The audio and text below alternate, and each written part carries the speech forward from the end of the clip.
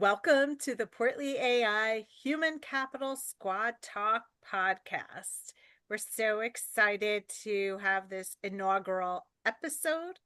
The podcast is about engaging in conversations regarding the changing business landscape and how human capital and other C-suite leaders are approaching this. I'm Susan Ganz, and I am your host.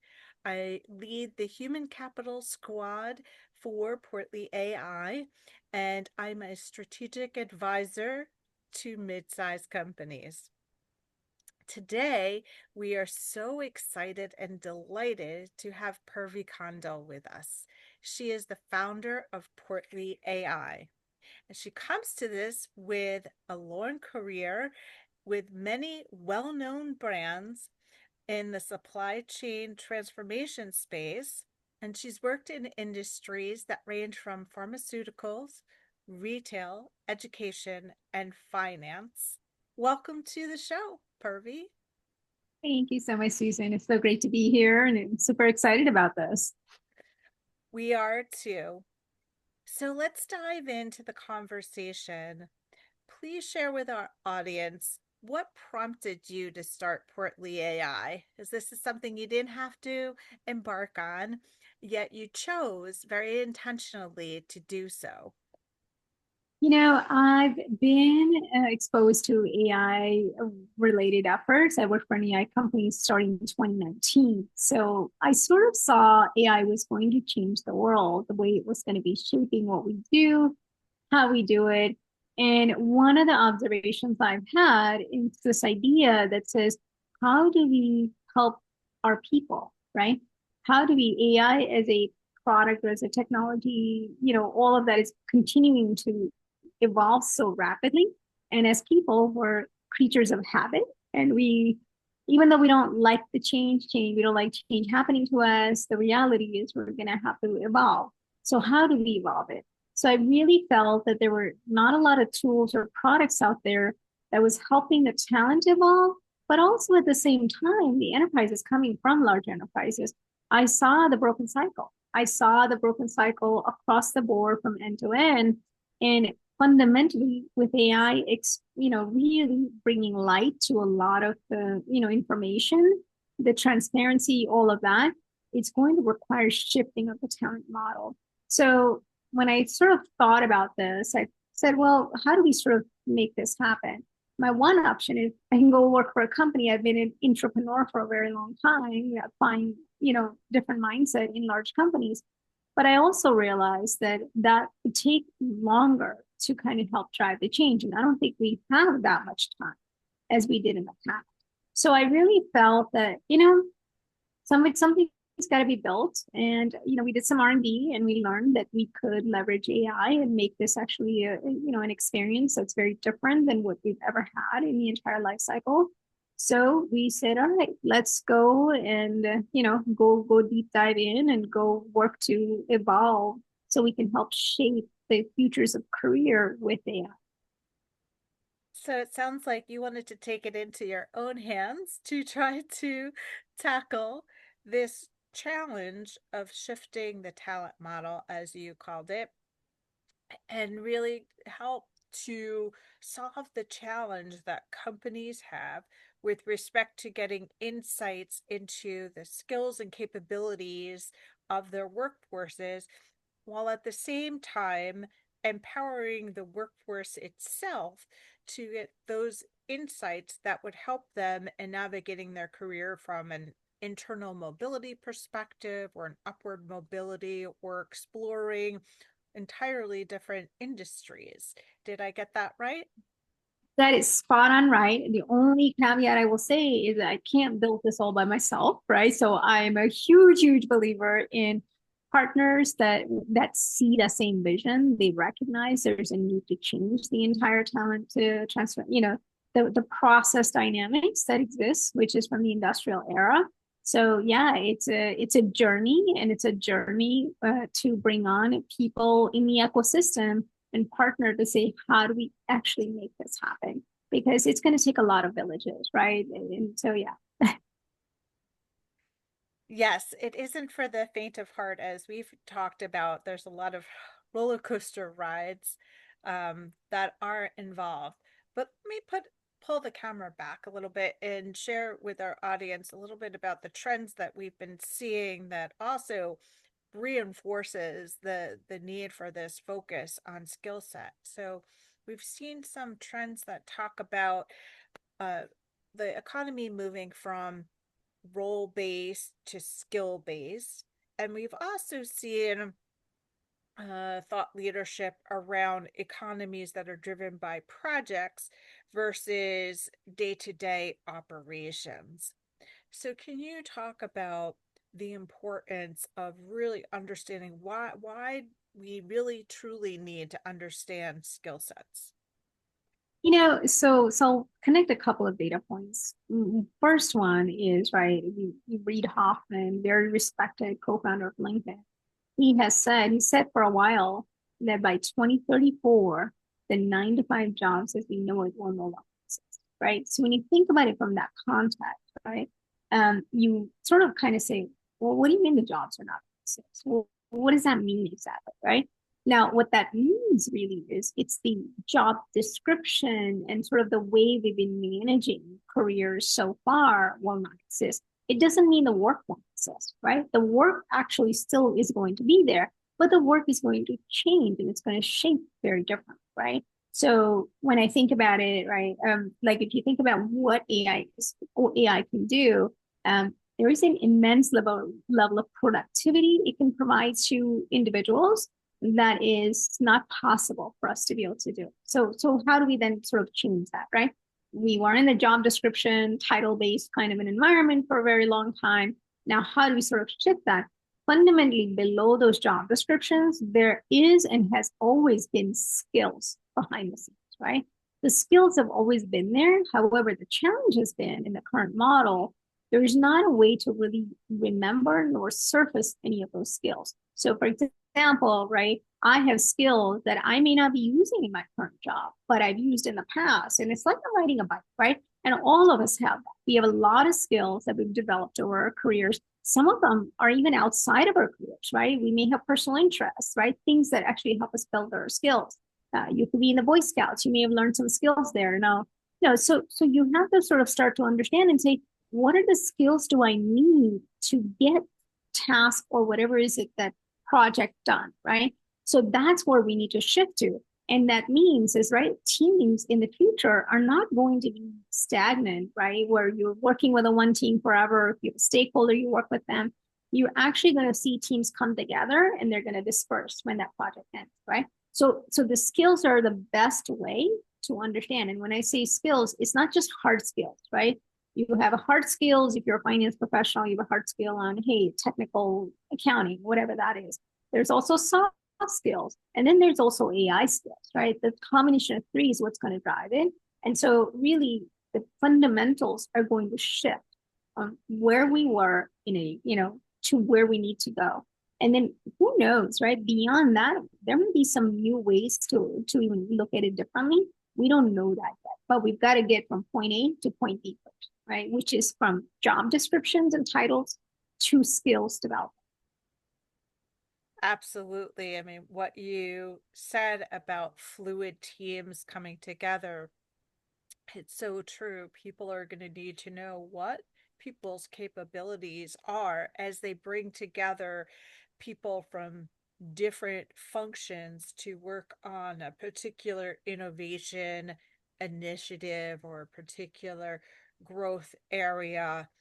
And their career paths that might have traditionally been in place are going to look even more different than today, where perhaps the skill sets of people are broadened, and it's about how many skills or the level, the depth of those skills you might have that that then propels your career.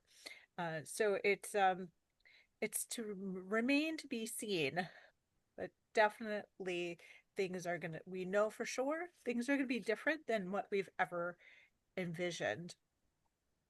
So given that, talk to us about what it means to be a transformational leader during this time. So, what is it that you advocate a leader do in order to navigate this fast paced economy that we now find ourselves in? Yeah, such an interesting question. I think 10 years ago, what a transformation leader needed to be and do is going to be very different than the one in the age of AI, right? So, but all of it sort of goes back into a foundation, right? Foundation is first and foremost is, do we believe that we need to continue to evolve and learn, right? It's continuous learning, right? If as a leader, if you truly believe that continuous learning is important, not only in our roles and future and our careers of the future, right? We have to be able to make sure that we do that, right? I think so. That's one. If we believe that's needed. Second is really showing up, right? Because it's one thing they say, I want to be a transformation leader, but when it comes to transformation, I'm not going to show up, right? So I think that self-motivation, the self-desire to say, I want to show up to be able to help transform.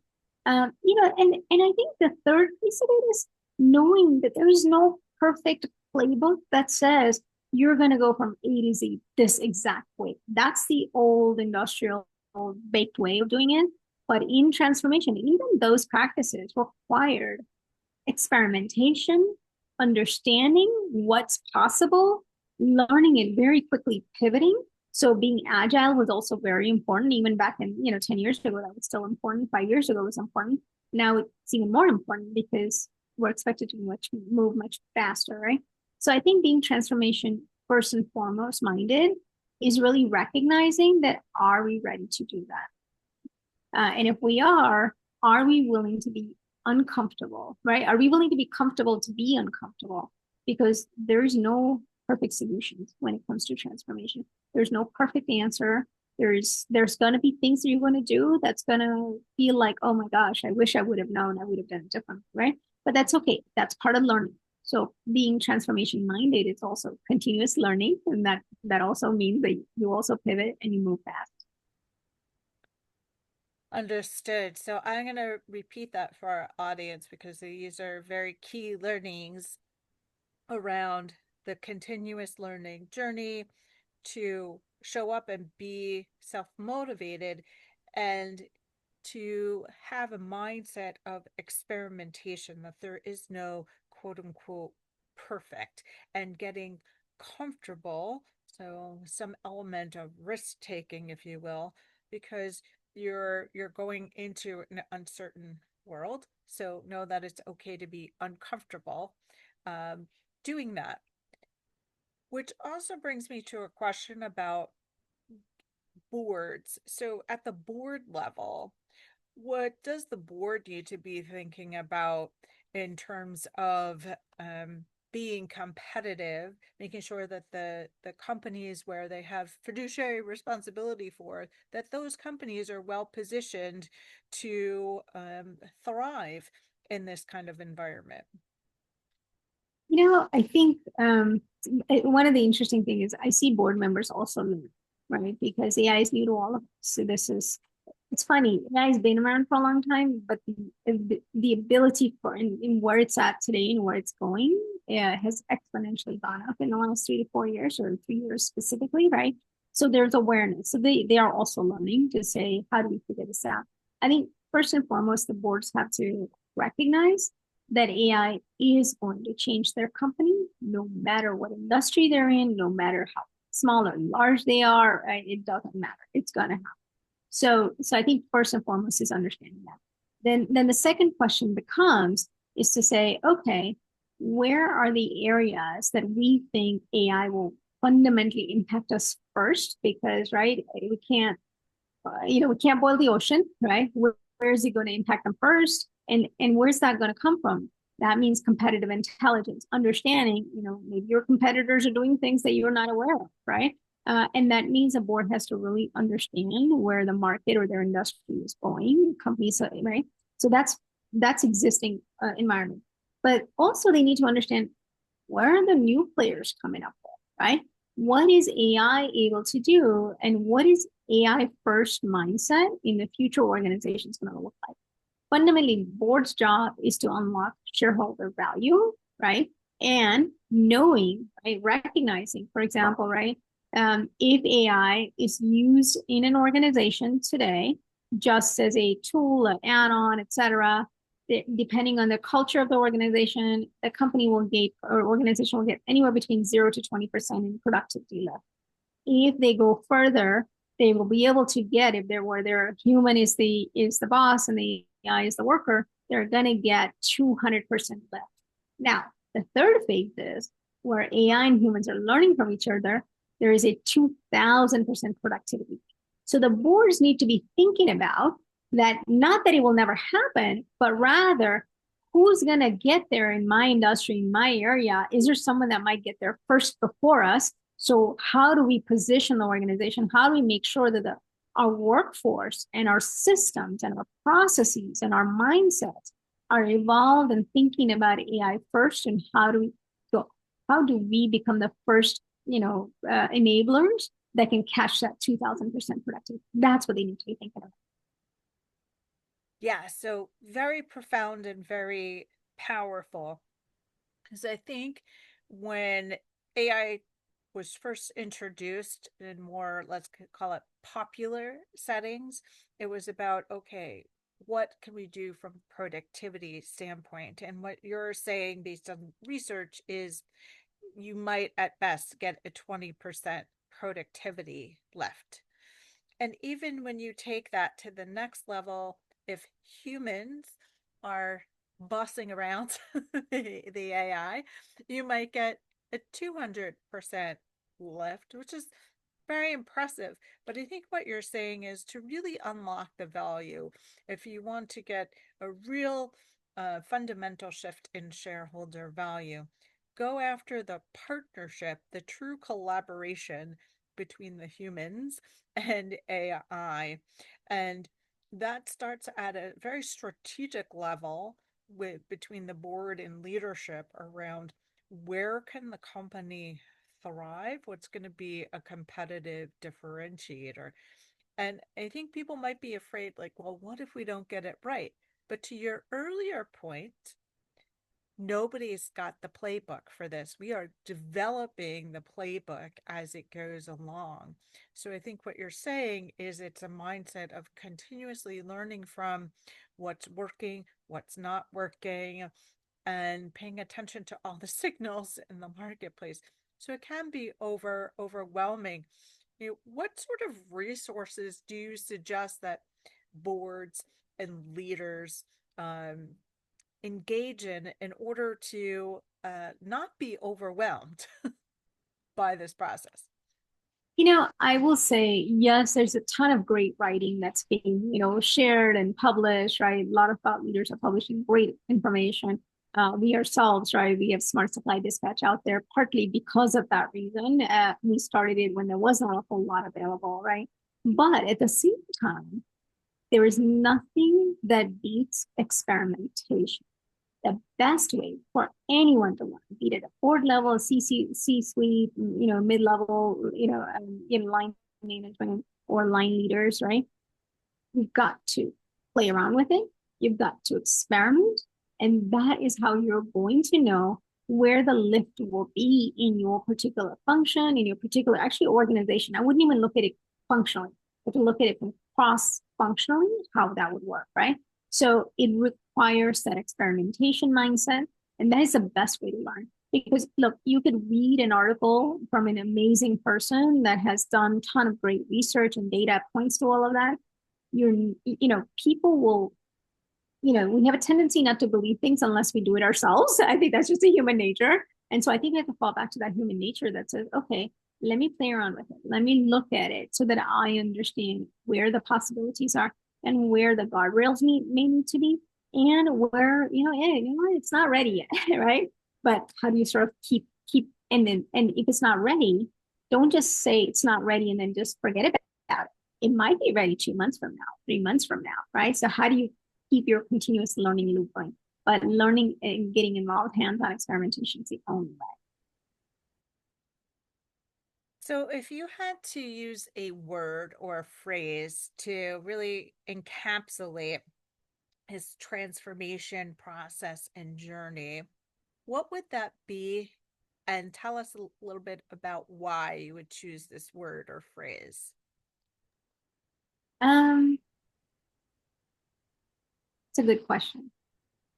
I would say, I would say self-motivation because the continuous learning cycle that we are moving into and will be part of in the future state of industries requires we're constantly learning. But how do you constantly learn if you're not self-motivated? If you don't believe as someone in any kind of role, don't believe you need to learn, right? If you look at a lot of the even the hierarchy models, right, the industrial era models are basically being turned upside down and being dismantled, right? So in the future state, and a lot of leaders, a lot of very, very, very bullish AI leaders actually say we don't need middle management. We don't need the structure. We need to dismantle that, right? So when you think about that, it requires individually, all of us at every level with every level of experience to be able to self-reflect and say, can I keep myself motivated to keep learning? Because without that, right, people will get burned out, they'll get tired, and they won't really show up. So, it's about taking stock of themselves to reflect and say, do I want to do this? Am I committed to doing this? Where am I? And if I'm really engaged, I know for myself, I get lost in what I'm doing, and it doesn't feel like a task or a job. It just feels natural to I guess feed my curiosity about something. Yes, Susan, I think you hit the nail on the head, right? Kind of, I've always said in my career, I've never worked a day in my life because I love what I do, right? Now, granted, there was a time where I was like, what am I doing here? But I've always said, even to my team, that if you're not showing up to be your best self every day and you feel like you're dreading coming to whatever you're doing, don't show up, right? Because you're making it difficult for your leader, you make it difficult for your stakeholders, your team, and everyone involved. So why show up to something you're so miserable at? But yet, that is the structure that we've enabled in the industrial era where so many people are just showing up out, right? I was having a fantastic conversation with the CEO a few weeks ago. And he said, Purvi, AI in the world with AI in the next few years, we're going to see 40% of the people will not have jobs. And I said, well, but AI is going to create more jobs and it eliminates. So why would you say that? And he said the reason for that is it's not that yes, those jobs are going to be there. There will be plenty of jobs for everyone to take. The 40% I'm referring to are the ones who are not willing to change. They're not willing to learn. They're not willing to be agile. They're not willing to self-reflect, right? They are the ones that show up today, are not happy with their job, but yet they show up, right? Their motivation is not tied to motivation is tied to different components that will not, in the future state will be reshaped, quite frankly. So, and it's an interesting point that, yeah, if we do have 40% of people we think are not going to show up, organizations have to quickly figure out who's not going to show up and have the right processes, right? HR, I call it not HR because you've got to have empowerment processes to identify who's really showing up and who's not. And, take out the ones that are not showing out because showing up because otherwise you're going to infect the entire organization and you're not to move forward. And you're not going to get the learnings to unlock that 2000%. So, Purvi, as we close out our conversation, what would you like our audience to remember about what we talked about today? I would say remember AI is here to stay. It is not going away. It is not a fad. It is not some, what I call cool tech tool that's going to disappear into the night. Just if we wait around long enough for it to disappear, it's not going to happen. So I would say for everyone to really self-reflect, to say, what is it that they may need to do for themselves? Forget about the job, job, forget about the role, forget about any of that, right? For themselves, what is it that they're willing to do to continue to, be relevant in the future with AI, and then start making steps towards that, right? And really show up and start doing that, because it's going to take a little bit of time for all of us, because we creatures of habit as humans and we don't like change, and we resist it, and we're going to resist ourselves too. So I think just really start to reflect on that and start to make a move. So I think what I hear you saying to sum up our conversation is about being relevant, being self reflective, being willing to learn, being willing to, I guess, also unlearn, being willing to take risks and be uncomfortable, and being okay with being in that uncomfortable space. So we'll leave it here. I want to thank you so much, Purvi, for sharing the journey with our audience, and for continuing to create, as you say, tables, and having many people at those tables. And so, Purvi, how can people find you if they want to connect and learn more? They can always reach out to me, dropping me a note for me at Portly.ai, or connect with me on LinkedIn if that's easier. Feel free to reach out. Always willing to share as well as learn, and because we're in it together, right? None of us have the perfect answer, and how do we get there? And so, yeah, happy to. Fantastic. So, for our audience, I want to let everyone know, if you'd like to learn more about Portly AI and our squad talk, please visit portly.ai. And in the squad spirit, we'll end it with keep growing and evolving and leading the way. I love